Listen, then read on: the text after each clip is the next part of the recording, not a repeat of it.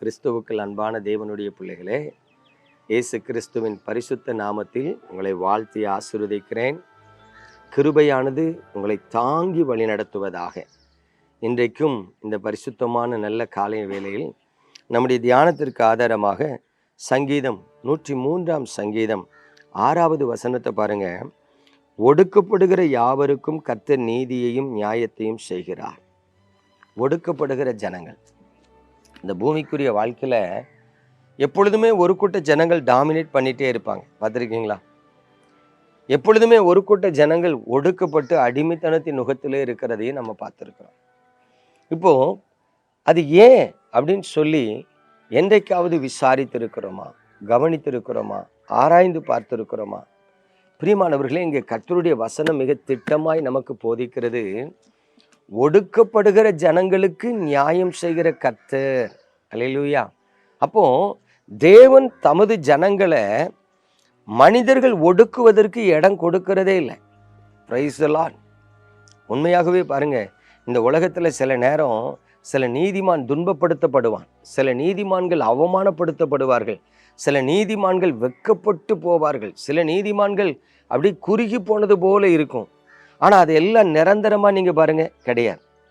அநேக நீதிமான்கள் துன்மார்க்கர்கள் மூலமாக அவமானப்படுத்தப்பட்டு அசிங்கப்படுத்தப்பட்டு அழுது கொண்டு என்ன செய்வதென்று தெரியவில்லையே என்று புலம்பிக் கொண்டு இருக்கிற நிலைக்கு தள்ளப்பட்டது உண்டு, தள்ளப்பட்டு இருக்கிறார்கள்.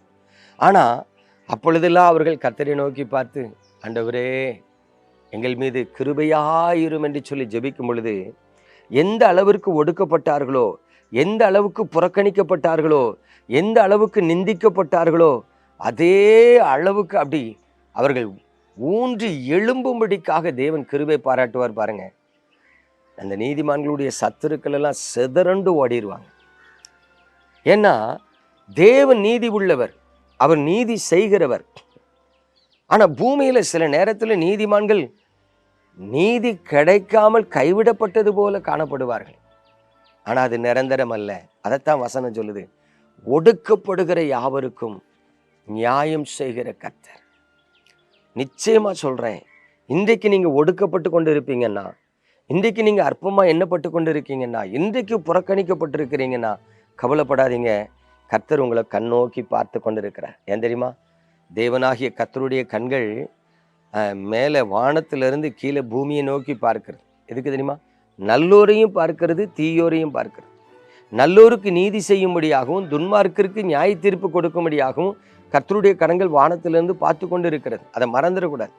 அப்போ அந்த கர்த்தருடைய கண்கள் காண்கிறவைகளாக இருக்கிறபடினால் ஒடுக்கப்படுகிற யாவருக்கும் அவர் நீதி செய்கிற தேவனாய் இருக்கிறார்.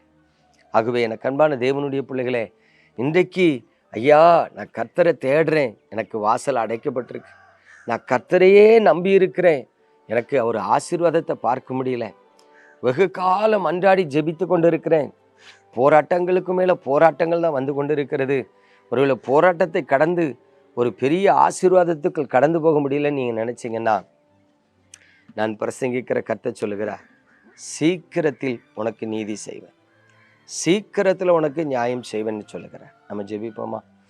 அப்பா பிதாவே, எங்களை ஆசீர்வதிக்கிறவரே, எங்களை விசாரிக்கிறவரே, எங்களை கண்ணோக்கி பார்க்கிறவரே, எங்களை கரம் பிடித்து நடத்துகிறவரே, இப்பொழுதும் இது பரிசுத்த கரத்தில் எங்களை தாழ்த்துகிறோம், இப்பொழுதும் இது கிருபையுள்ள கரத்தில் எங்களை அர்ப்பணிக்கிறோம். கர்த்தராகிய நீர் தமது முகத்தை உமது பிள்ளைகளாகி எங்கள் மீது பிரகாசிக்க பண்ணுங்க ஆண்டவரே. ஆண்டவரை பிரகாசிக்க பண்ணி உமது கிருபையை கட்டளிடுங்க ஆண்டவரே. ஒடுக்கப்படுகிற யாவருக்கும் நியாயம் செய்கிற கர்த்தர் என்று வாசிக்கிறோமே, நீர் ஒருவரே நீதி செய்கிறவர்.